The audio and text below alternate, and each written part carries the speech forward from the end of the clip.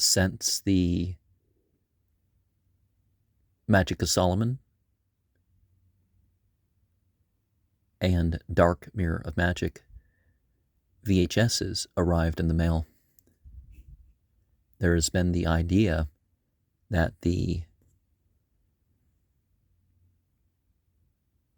summer solstice 1972 to fall-winter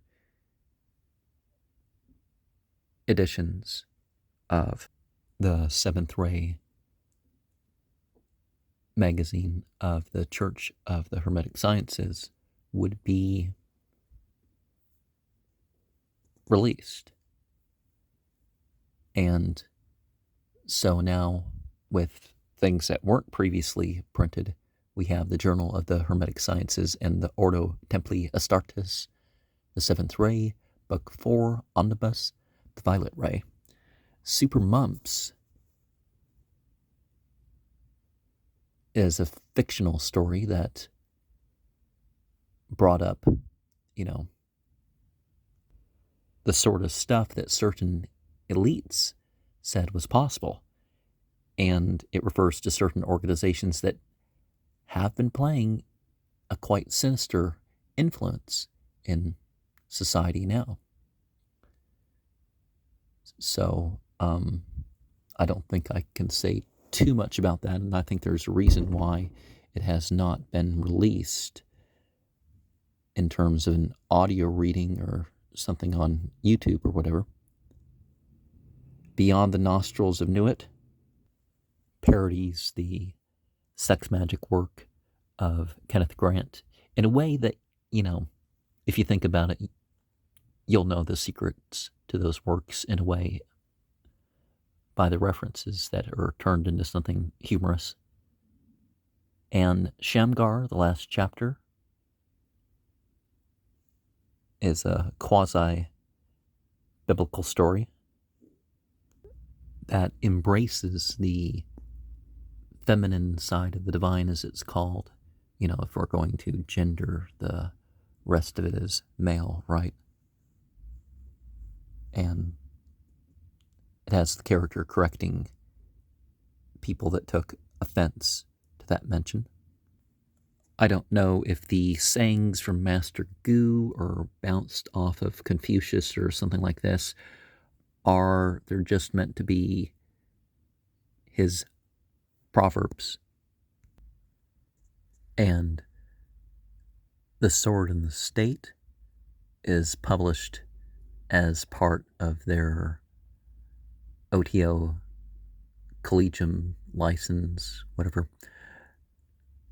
And while the Church of Hermetic Sciences, Ordo Templi Astartes, has opted not to use their charter to become an OTO branch, they have certainly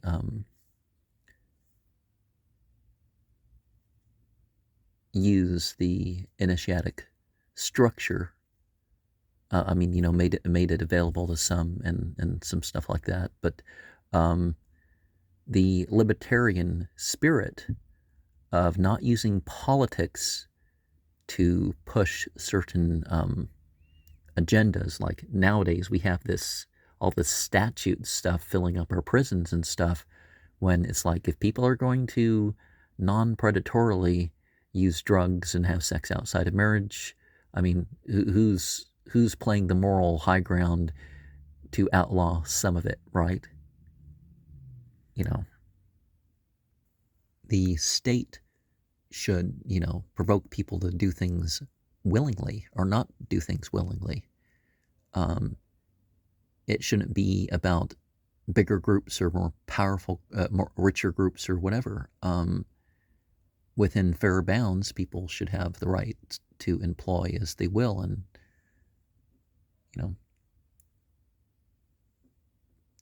bunch of stuff, right? We hear about the development of their tarot deck.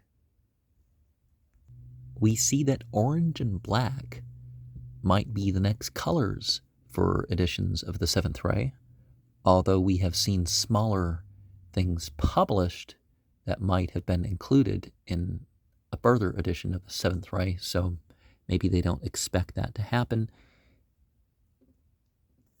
XII has a comic about parents and telling their kid about the ninth degree, because they're fantasizing about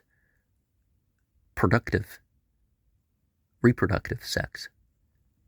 And there's more use to sex than that, but we don't need to go too far with that, right? We see how the logos have been worked with over time.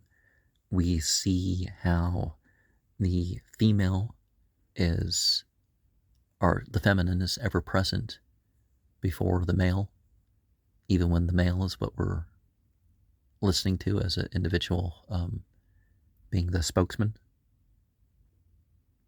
We see how this all was meant to be psychotherapeutic, that Feraferia influenced them. Of course, Feraferia is branched off the writings of Robert Graves. This is not an open forum book. It's by and members primarily. Although, as we've seen that, this and I think most of the material is actually open to the public, except for the online Ning group. It's meant to go beyond the new witchcraft revival stuff. Of course, it's been 50 years, more than 50 years, like it was legalized in the 1950s, and Gardnerian and, the other two branches of Wicca and all that sort of stuff. This isn't, quite it, right? And certain techniques made it feasible to really practice the Magic of Solomon, the Clavicula and all that, the Goetia, the Shem Parash, Omadel and all that, without it being just, okay, you believe in these things and these are your temple furniture and you believe in them. It became more than that for this group. Magic is done as something that is enjoyed, not merely as a thing of devotion. And it's not just the science of interpreting what is presumed to be star charts.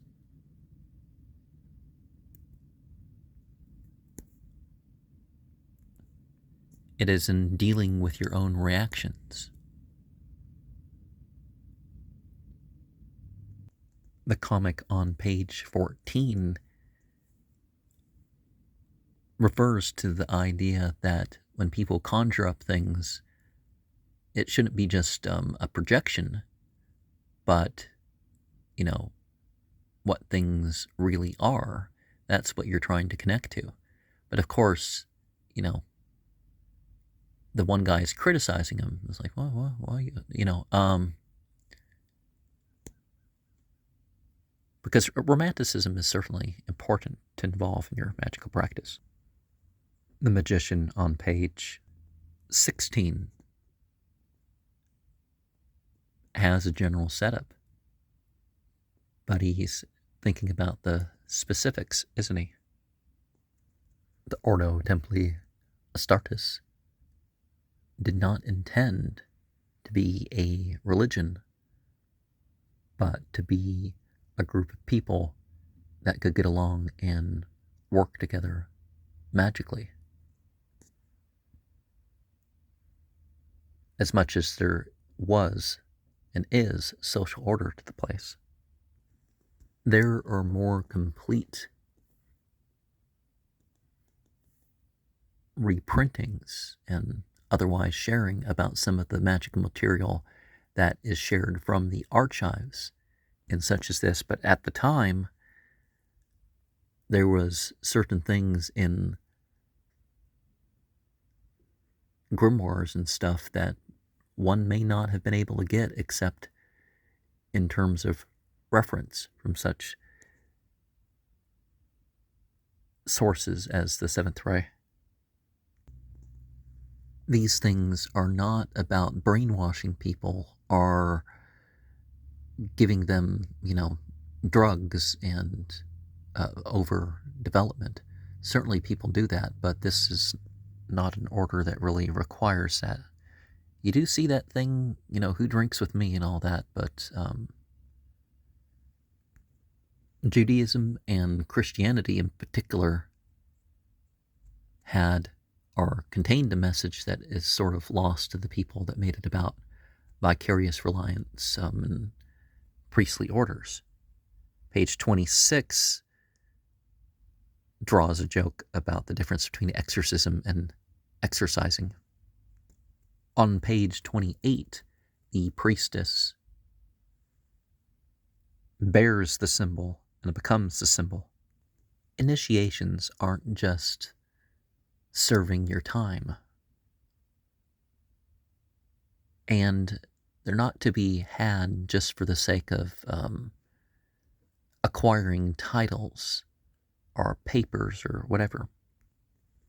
Bonn lost a lot of its direct connection to nature when it merged into or disappeared with the coming of Tibetan Buddhism. But some of the techniques and structure certainly still are there. Tandatram reminds of the ritual altar. It reminds of the sun over the mountains. But it could also be the sun over the waters as well. It does have its feminine significance. It does relate to ritual positions of adoration. We have a comparison with the Huber scale and magic. Page 40 is a joke about what happens if you get, the forms of the names and all that wrong. In 41, the magician is closer to an art card. We have the idea that if the techniques are right, there's not as much preparation that's needed for a ritual to be good. You can even read stuff if you want, but it's important to try to learn some of the magical material, right? Magic is so that we understand ourselves, that we work the outside from inside, that we connect the inside to the outside. It seems most apparent that the Knights Templar weren't some secret Satanists, but it does seem that they would have mixed Gnostic beliefs and Islamic beliefs that were separate from mainstream Christianity. At one point, the temperance card is something that Aleister Crowley did merge the ascent and descent choices that the Golden Dawn brought up in recommending doing 2 cards of that within, early sketches. As with the other issues, there are some important and thoughtful book and movie reviews. The comic of page 52 implies that the person who experiences through drugs is not experiencing the full thing of somebody who went through the studies and the developing of the techniques. And some of those techniques take months. Some of the learning can take longer than that, and some techniques take other techniques to be able to frequently operate them to the point of releasing those natural highs to have the other natural highs. 53 is the joyous greeting and adorning with the development. The Church of Hermetic Sciences, or the Ordo Templi Astartes, wanted to separate itself from some of the reputation associated with the OTO and Aleister Crowley. They didn't want to consider any of Aleister Crowley's material as authoritative and too literal upon themselves. And they consider things more in the terms of philosophy. And when I say Luciferian, I mean philosophy to a degree, but a practicing of philosophy. There's certainly useful things to the AA, OTO, and other things about Aleister Crowley. And certainly, if it was just an OTO thing, the Church of Hermetic Sciences would be more popular. But by limiting their membership and stuff, it can be stronger, so it grows in chapters that stay together, and it maintains their tradition that it has. 64 can be how Kabbalah is a game. 65 is sort of a Fool meets the Hierophant, because of course different sorts of characters can bring things to one's learning that one may have missed oneself. Science is meant to be inspiring, and it's important for us to also consider how people that are part of an organization aren't necessarily acting for the organization, or if they were part of something else before or after, that doesn't necessarily reflect on the actuality of the organization. And certainly organizations should respect, whether they agree with or not, the decision of people to go and come.